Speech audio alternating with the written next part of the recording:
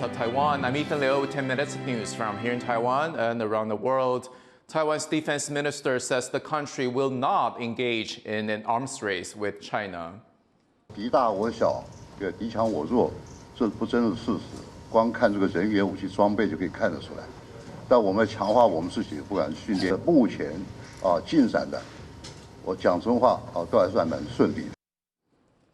The minister says the stepped-up training includes an extension of the country's annual military exercises from 5 to 8 days. His comments come after China announced it will increase its defense budget by over 7%, while delays in U.S. weapon deliveries to Taiwan have led to a backlog worth nearly $20 billion.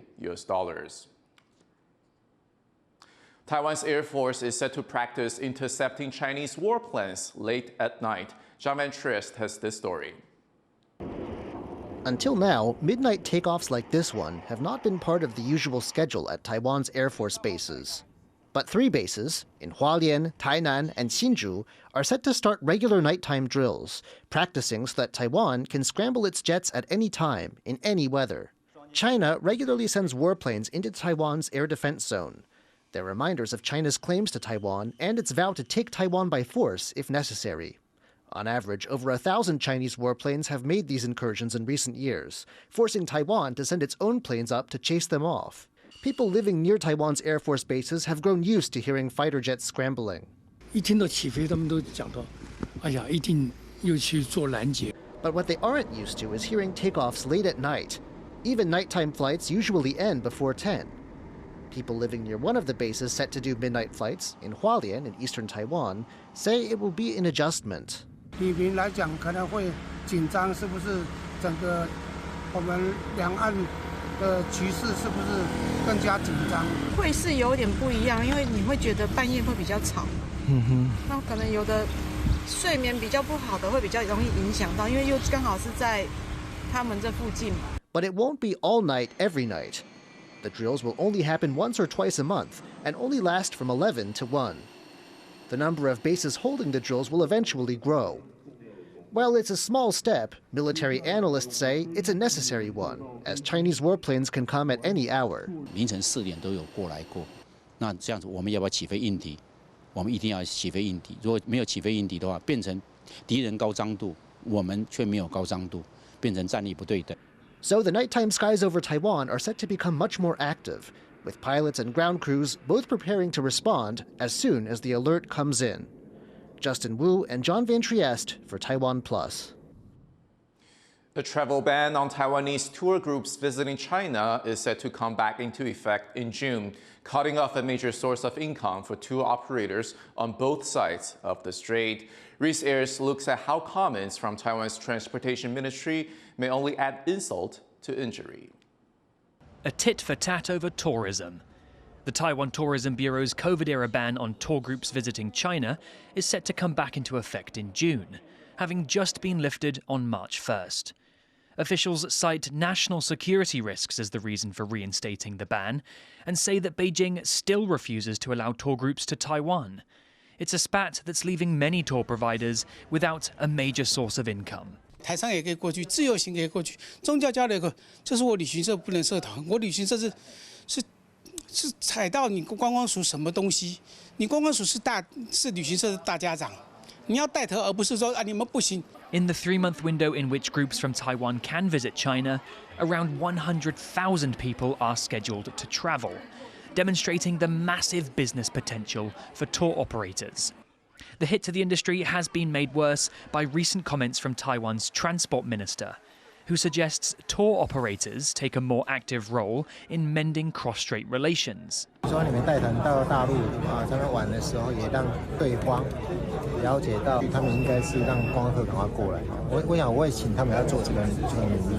Taiwan's Travel Agency Association hit back at Wang's comments, saying they shouldn't be roped into Taiwan and China's political posturing. 你现在禁止我们旅游业组团赴大陆，又希望我们旅游业去跟大陆好好聊。我觉得这个问题是我不是官方，我没有受授权，所以我不便去跟大陆讲到有关于政治上面的问题。Some in the industry think a gesture of goodwill from Taiwan could be an effective way to ease tensions across the strait, and repair damage done to tourism industries on both sides. 从以前来看的话，当然都是我们台湾这边先过去，然后一切水到渠成以后，两岸关系觉得感觉不错了以后，然后自然而然它就开放了。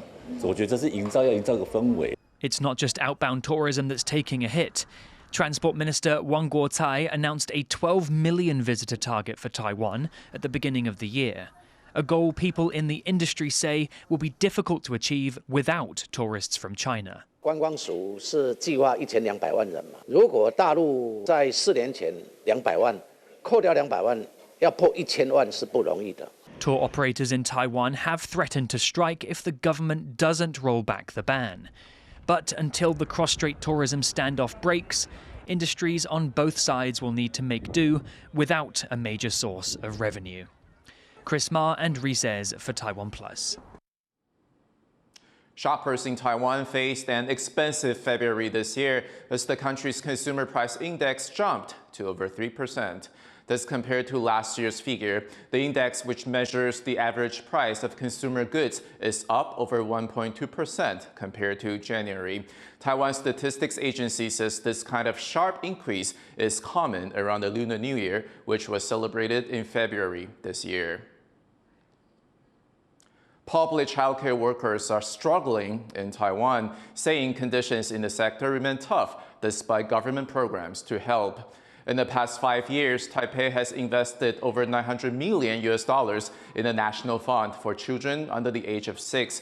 But the Alliance of Educare Trade Unions says most of this money has lined the pockets of private operators. They say not enough is being done to expand public childcare facilities and improve conditions for workers. 到现在薪水的所谓的调高看起来很像是我们的老师薪水有稍微高，但是加班不算钱，中午不能休息，假日加班费也不够。Dozens of French Bulldogs have been rescued from the breeding facility in northeast Taiwan, though not all the pups survived after being abandoned by their breeder. Rees Ayers has more. Left for days without food or water, this little Frenchie is lucky to be alive, though the same cannot be said for some of its siblings. This pup is one of 67 French Bulldogs discovered at a breeding facility in Yilan on Taiwan's northeast coast, abandoned by its breeder, who was having money troubles. 跟他借钱啊，没钱还啊。哎呀，说他一招楼啊那样，要叫防疫所把那个狗带走这样而已。 Health officials arriving at the facility were greeted by a strong stench and evidence of inhumane living conditions. Of the 67 dogs, 17 were found dead, their lives ending in thirst, hunger, and desperation. The remaining 50 dogs were taken into care and put up for adoption. The story caught the interest of dog lovers, with some offering to adopt the abandoned Frenchies and expressing their disgust at their treatment. 你如果养不起，你要去处理它，不是说放任不管这样。 The dog breeder was caught and handed a fine of just under $1,000 and had his breeding license revoked, punishments laid out by Taiwan's animal protection laws. 他的动物他没有好好照顾，然后没有给他吃喝，那他违反动物保护法第5条的规定。 Taiwan's Animal and Plant Disease Control Center is asking people to do their research before adopting pets, to make sure they're not supporting unethical breeders and participating in a cycle of animal cruelty and abuse. Eason Chen and Rees for TaiwanPlus. Thank you for watching What's Up Taiwan. You can visit the TaiwanPlus website and follow our social media for more stories from Taiwan and around the world. Before we go, check out this 3-week-old porcupine in Whipsnade Zoo in the UK. I'm Ethan Liu. Take care, and I'll see you next time.